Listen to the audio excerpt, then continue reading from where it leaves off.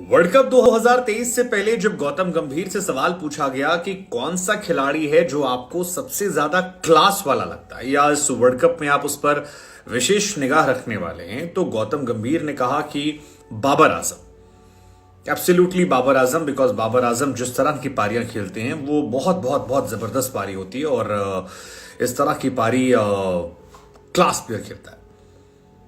लेकिन अब जब पाकिस्तान लगातार 4 मैचेस हार चुकी है तब और वर्ल्ड कप से बाहर हो चुकी है, ऑलमोस्ट केवल 7% चांसेस हैं, जो भी ना के बराबर है। सो उन्हीं गौतम गंभीर का स्टेटमेंट आता है कि Babar Azam hasn't played any impactful inning, record rankings are overrated, the real number 1 is who wins match chess.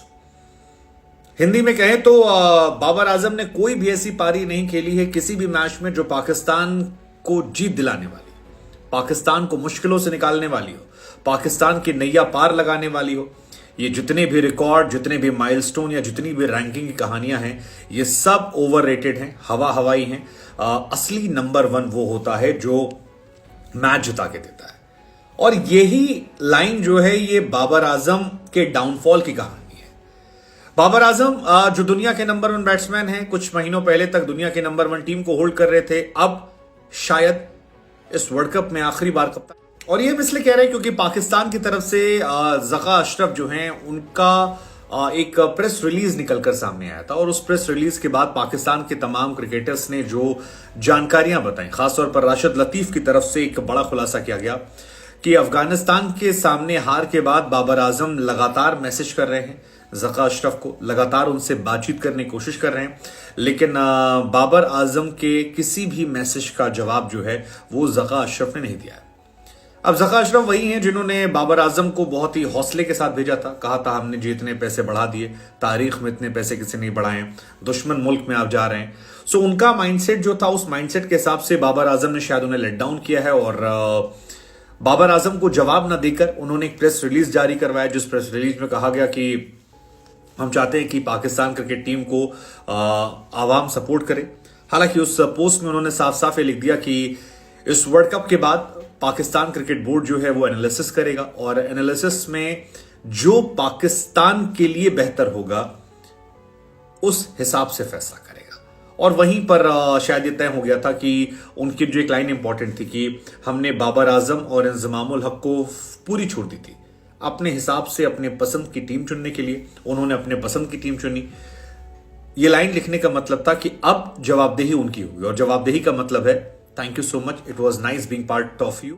और इसीलिए हमारे मन में सवाल है कि क्या Babar Azam as a captain थोड़े दिनों के मेहमान हैं? क्या बाबर आजम हटाए जाने वाले हैं?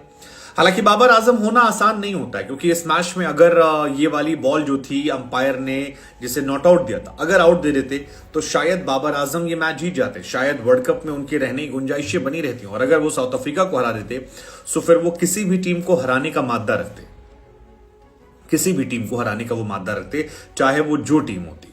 सो यहां पर उनका हारना एक बड़ा इशू था क्योंकि आगे उनके मैचेस जो हैं वो बांग्लादेश से थे, इंग्लैंड से थे। सो ये मैचेस वो जीत सकते थे, लेकिन यहां पर उनका मैच जीतना जरूरी था। सो ये मैच उनका गया। आप याद कीजिए मैथ्यू वेड का जो कैच ड्रॉप हुआ था, अगर वो कैच ना ड्रॉप होता तो फिर 3 छक्के ना लगते तो शायद वहां पर वो मैच जीत जाते, वर्ल्ड कप उनके नाम होता। शादाब खान ने शनका का कैच ड्रॉप किया था, वो एक इंपॉर्टेंट मैच था, अगर वहां ना होता तो फिर मामला गड़बड़ होता। शाहीन शाफरीदी जो है वो चोटिल ना होते वर्ल्ड कप में T20 तो शायद वहां अलग कहानी होती। या एशिया कप में जमान खान की वो बॉल जो थी, जो पूरा ओवर निकल गया था, वो लेग साइड में चली ना आती तो कहानी अलग होती। लेकिन कुल मिलाकर बाबर आजम होना इतना आसान नहीं है। लेकिन Babar Azam as a captain से ज्यादा एज अ प्लेयर क्वेश्चन हुए क्योंकि ये बात सच है कि बाबर आजम ने इस पूरे टूर्नामेंट में कोई भी एक ऐसी पारी नहीं खेली है जो पाकिस्तान की नैया पार लगाने वाली हो। और अगर आप दुनिया के नंबर 1 हैं तो आप खैर बाबर आजम की टीम जो है वो इतिहास की तारीख की सबसे बुरी हार झेल चुकी है। 4 बार लगातार हारे हैं। पाकिस्तान 273 रन बनाने के बाद, 275 प्लस बनाने के बाद बीते 20-25 साल में कभी हारा नहीं था। इस वर्ल्ड कप में 2 बार ऐसा हो गया। अफगानिस्तान ने तो उन्हें रगड़ दिया था, इंडिया ने उन्हें धरकर हराया था और आज साउथ अफ्रीका के साथ एक क्लोज एनकाउंटर में वो मैच हार जाते हैं। ऑस्ट्रेलिया के सामने एक अच्छी कोशिश थी लेकिन उसके बावजूद वो मैच हार जाते हैं। अब सवाल यह कि टीम सिलेक्शन तो आपने किया था, मोहम्मद हफीज ने मैच के पहले अपने इस्तीफे का ऐलान कर दिया था, तब भी सवाल खड़े हुए थे कि क्या बाबर आजम को लेकर इश्यूज हैं।